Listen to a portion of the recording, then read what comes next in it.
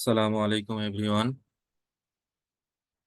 আজকে আমরা একটা গুরুত্বপূর্ণ টপিকস নিয়ে আলোচনা করব। সেটা হচ্ছে চতুর্ভুজের ক্ষেত্রফল সংক্রান্ত যে বেসিক গুলো রয়েছে সেটা নিয়ে।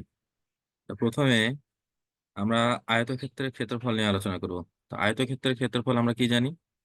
যে আয়তক্ষেত্র বলতে কি বুঝি আমরা? যে যে চতুর্ভুজের বিপরীত বাহুগুলো সমান এবং সমান্তরাল এবং কোণগুলো কি থাকে, এক সমকোণ থাকে, তা সেটাকে আমরা বলি আয়তক্ষেত্র। তো এখানে এবিসিডি একটা আয়তক্ষেত্র রয়েছে, যার বাহুগুলা দেওয়া আছে AB equal to CD equal to a দ্বারা ডিনোট করা হয়েছে, আর AD equal to BC equal to b দ্বারা ডিনোট করেছে। তাহলে আমরা কি জানি যে আয়তক্ষেত্রের ক্ষেত্রফলের সূত্রটা কি? দৈর্ঘ্য গুণন প্রস্থ। তো দৈর্ঘ্য গুণন প্রস্থের জায়গায় যদি এ বি বসাই দেয় তাহলে আয়তক্ষেত্রের ক্ষেত্রফল সমান হবে এবি। এখন কর্ণের দৈর্ঘ্য আমরা বের করব। যে কর্ণের দৈর্ঘ্যটা কি হবে? যে বাহু দুইটা রয়েছে সেই বাহু দুইটার বর্গ করে যোগ করলে তার যদি বর্গমূল নেই তাহলে আমরা কর্ণের দৈর্ঘ্য পেয়ে যাব। তাহলে ডি ইকুয়াল টু কর্ণের দৈর্ঘ্য যদি ডি হয় তাহলে root over a square plus B square, অর্থাৎ বাহু দুইটার বর্গের যোগফলের সমষ্টির বর্গমূলের সমান। অর্থাৎ এখানে তাহলে এ বি সি যে সমকোণী ত্রিভুজটা রয়েছে এর অতিভুজ হচ্ছে এসি। তাহলে পিথাগোরাসের সূত্র অনুযায়ী আমরা জানি কি, যে এসি এর উপর স্কয়ার ইকুয়াল টু লম্ব স্কয়ার প্লাস ভূমি স্কয়ার, অর্থাৎ অতিভুজের উপর স্কয়ার ইকুয়াল টু লম্ব স্কয়ার, অর্থাৎ BC square plus A B square. এখন বিসি সমান আমরা কাজ কি জানি? বি স্কয়ার, আর এটা সমান জানি হচ্ছে এ স্কয়ার। তাহলে এসি ইকুয়াল টু তাহলে কি হবে? জাস্ট বর্গমূল যদি করে দেয় এ স্কয়ার প্লাস বি স্কয়ার, এটা হবে নির্ণয় কর্ণ।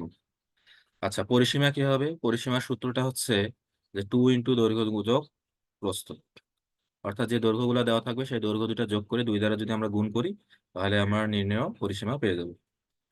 আয়তক্ষেত্রের পরে আমরা যে চতুর্ভুজ নিয়ে আলোচনা করবো সেটা হচ্ছে বর্গক্ষেত্র। তার বর্গক্ষেত্রের ক্ষেত্রফল সমান আমরা জানি যে বাহু গুণন বাহু, অর্থাৎ বাহু স্কোয়ার।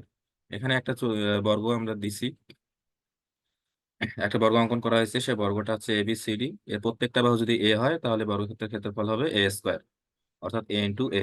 তাহলে পরিসীমা এস ইকুয়াল টু কি হবে? যেহেতু প্রত্যেকটা বাহু সমান এই জন্য হবে কি, পরিসীমা 4a এবং কর্ণ হবে রুট ওভার 2a। এখানেও পিথাগোরাসের সূত্র অ্যাপ্লাই করে আমরা কর্ণের দৈর্ঘ্যটা নির্ণয় করতে পারি। আচ্ছা, বর্গক্ষেত্রের ক্ষেত্রফলের পরে আমরা সামুদ্রিকের ক্ষেত্রফল নিয়ে আলোচনা করব। তা সামুদ্রিকের ক্ষেত্রফলকে দুইটা ভাগে ভাগ করা হয়েছে এখানে। প্রথমটা হচ্ছে ভূমি এবং উচ্চতা সংক্রান্ত। যদি কোনো একটা সামুদ্রিক, আমরা জানি সামুদ্রিক কাকে বলে? যে সামুদ্রিক হচ্ছে যে চতুর্ভুজের বিপরীত বাহুগুলো সমান এবং সমান্তরাল কিন্তু কোণগুলো সমকোণ নয়, সেটাকে আমরা কি বলতেছি? সামান্তরিক। তো এখানে এবিসিডি একটা সামান্তরিক, যার ভূমি দেওয়া আছে হচ্ছে এবি। এবি কে আমরা বি দ্বারা ডিনোট করছি, এবং উচ্চতাটা হচ্ছে এই বেস যেটা আছে, যেটা ভূমি আছে, সেই ভূমির বিপরীত যে শীর্ষবিন্দু, সেই শীর্ষবিন্দু থেকে, সেই শীর্ষবিন্দু ডি থেকে এবি এর উপর যে অঙ্কিত যে লম্ব বা উচ্চতা সেটা হচ্ছে এইচ। তাহলে সামান্তরিকের ক্ষেত্রফলটা হবে ভূমি ইন্টু উচ্চতা, অর্থাৎ বি এইচ। ওকে, আশা করি আমরা এটা বুঝতে পারছি। এরপরে পরের যে ভাগটা আছে, ক নম্বরে আমরা বলতেছি, যদি কোনো একটা সামুদ্রিকের কর্ণের দৈর্ঘ্য দেওয়া থাকে এবং এখানে একটা সামুদ্রিক দেওয়া রয়েছে যে সামুদ্রিকের এসি একটা কর্ণ, এবং বলছে যে কর্ণের বিপরীত বিন্দু হতে অঙ্কিত লম্বের দৈর্ঘ্য, তাহলে এই কর্ণের বিপরীত বিন্দুটা কত? ডি। ডি থেকে ই পর্যন্ত, অর্থাৎ এসি এর উপর অঙ্কিত লম্ব হচ্ছে ডি।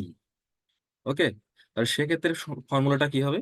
যে এ বি সি ডি সামুদ্রিকের ক্ষেত্রফল হবে কর্ণের দৈর্ঘ্য ইন্টু লম্বের দৈর্ঘ্য। অর্থাৎ যে কর্ণটা দেওয়া থাকবে সেই কর্ণের দৈর্ঘ্যের সাথে যদি আমরা হাইটটা গুণ করে দেই তাহলে আমরা উদ্দিষ্ট সামুদ্রিকের ক্ষেত্রফলটা পেয়ে যাব। তাহলে এবিসি এর সামুদ্রিকের ক্ষেত্রফল সমান ডি ইন্টু এইচ।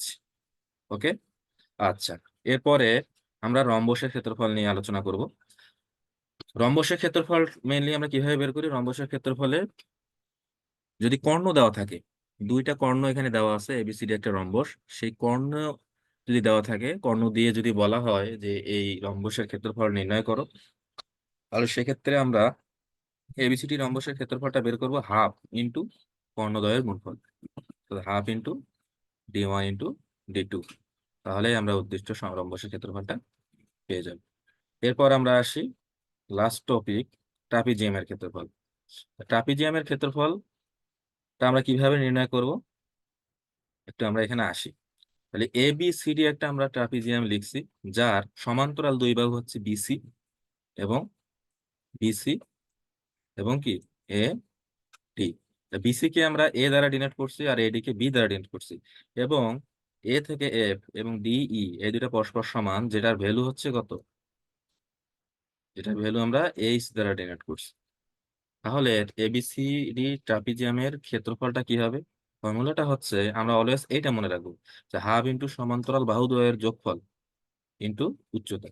এখানে হাফ ইন্টু সমান্তরাল বাহু কোনটা, এই যে বিসি এবং কি এডি, এই দুইটার যোগফল নির্ণয় করতে হবে ইন্টু কি ডিই, অর্থাৎ হাফ ইন্টু এ প্লাস বি ইন্টু এইচ। আশা করি আমরা চতুর্ভুজ সংক্রান্ত ক্ষেত্রফলের বেসিক গুলো বুঝতে পারছি।